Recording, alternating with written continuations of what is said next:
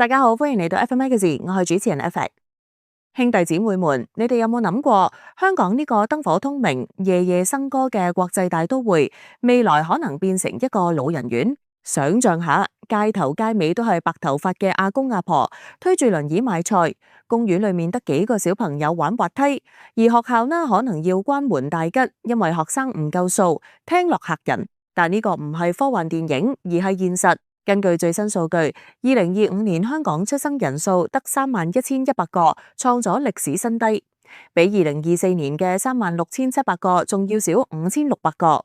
5,600個嬰兒是什麼概念？香港一間典型小學通常有1000個學生小一至小六，每級約150、170人，5,600個嬰兒就等於少咗56間小學嘅全部學生。想象下，未來60年後，香港有多間小學因為學生唔夠而要合併關門，或者變成迷你學校。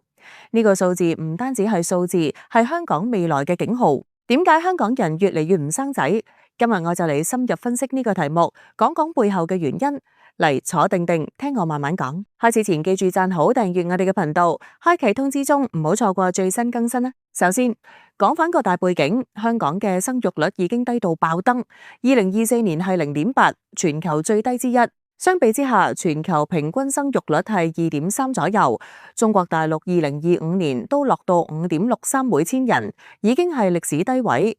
但香港呢，作為亞洲最發達城市之一，點解會咁慘？唔係錢唔夠嗎？香港人均 GDP 高過好多國家，但錢多唔代表想生仔。呢度有好多因素交織住，經濟、社會、政治、文化、心理，全都玩埋一齊。呢個唔單止係香港問題，係整個東亞趨勢。日本、韓國、台灣都一樣低迷，但香港有自己獨特嘅痛點，我哋一步步拆解。第一步，經濟壓力大到爆，樓價係頭號殺手。講到香港出生率低，頭號罪魁禍首絕對係經濟壓力。香港人日日返工返到癲，賺錢都唔夠使，邊度有心機生仔？最經典例子就係樓價。香港樓價全球最貴，平均一尺都要8,000至萬幾蚊。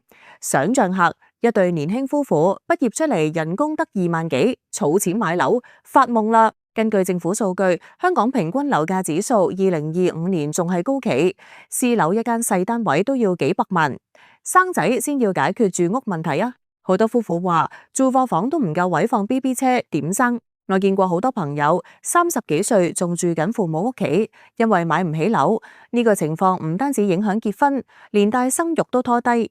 研究顯示，樓價高企直接導致晚婚晚育。中國大陸都有類似問題。根據 Vox China 一篇研究，中國生育率從2016年開始跌，同樓價急升有關。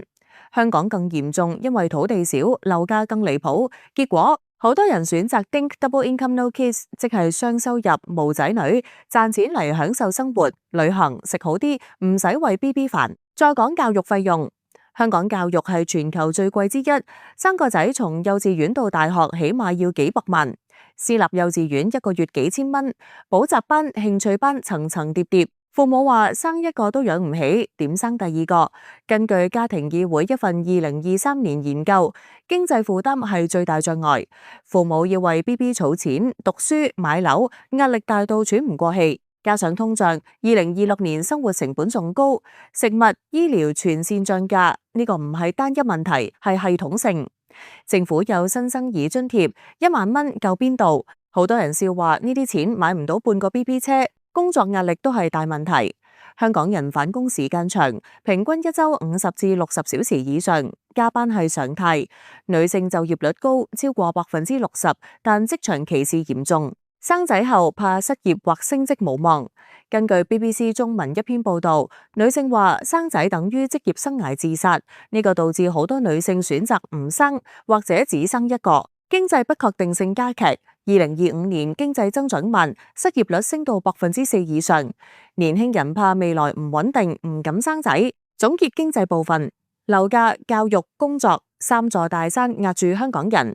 呢個唔單止數據，係真人真事。我朋友圈好多30歲夫婦話經濟唔允許生仔。第二步，社會變化，晚婚丁成主流。經濟之外，社會變化都係大兇手。香港人越嚟越晚婚，平均結婚年齡男性33歲，女性31歲，比20年前遲咗5年。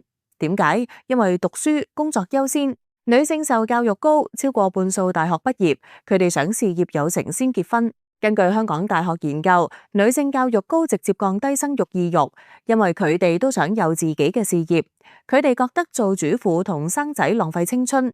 晚婚導致晚育，生育窗口縮短。女性35歲後生育風險高，唔少選擇試管嬰兒，但貴到飛起，一針幾萬蚊。加上單身主義流行，好多女性話一個人自由自在，唔使煩老公同仔女。呢個係現代趨勢，全球都咁，但香港更極端，因為空間少，社交難。疫情後，更多人宅在家，靠社交媒體過活。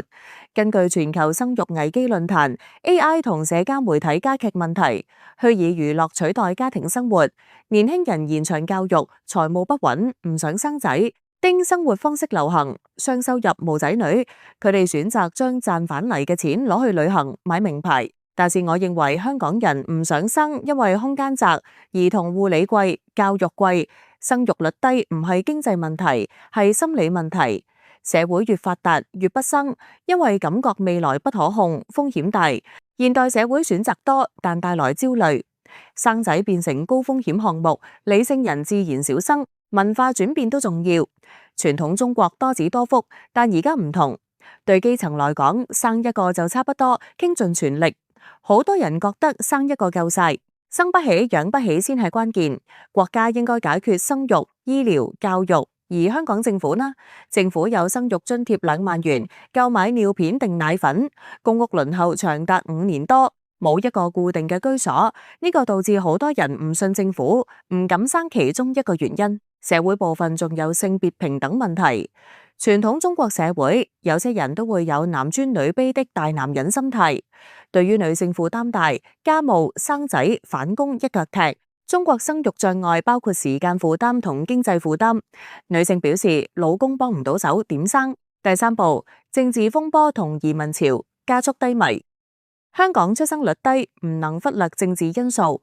2019年社會運動、2020年疫情、2021年國安法，呢啲全改變咗香港。根據香港教育局的數據顯示，2022至23學年的中小學學生流失率達高峰，當時的淨流失逾2.7萬人，而自2020至21學年起，3年合共流失近6.8萬個中小學生。據英國國家統計局數據顯示，在英格蘭和威爾斯，父母來自香港的新生嬰兒，從2019年的1568人增加到2023年的2129人，增幅近35%。而2019年至2023年這5年間，總共有8917名英格蘭和威爾斯的新生嬰兒的父母來自香港。移民潮係大問題，2020到2025年超過20萬人正移出，主要係年輕家庭，其中不少是中產家庭。佢哋為咗 BB 教育同自由，移民英國、加拿大、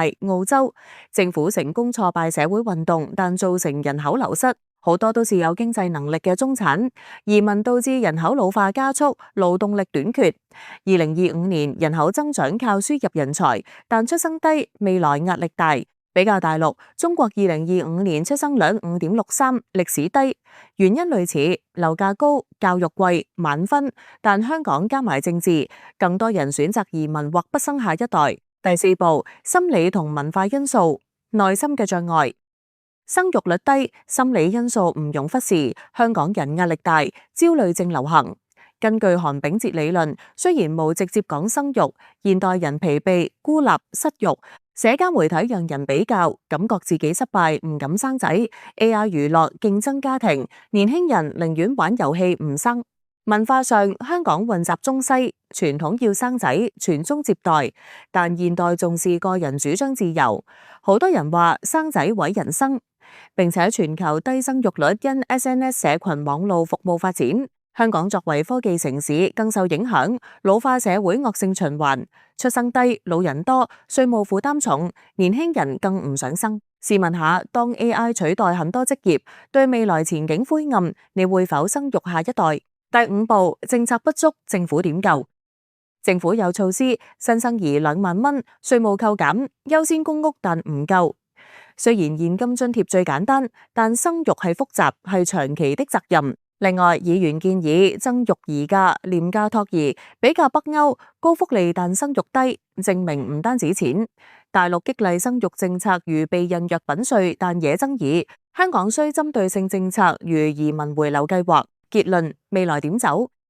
香港出生率低係危機，也是全球各國所面對嘅問題。有冇轉機？政府需解決經濟、社會、政治根源，否則變老人城。整個社會結構也會轉變，也會導致財政上出現負擔，這是真正的問題。感謝收看，記住 Like、Share、Subscribe。如果大家對本集內容有咩意見，可以在留言區留言你的想法。下集見，拜拜。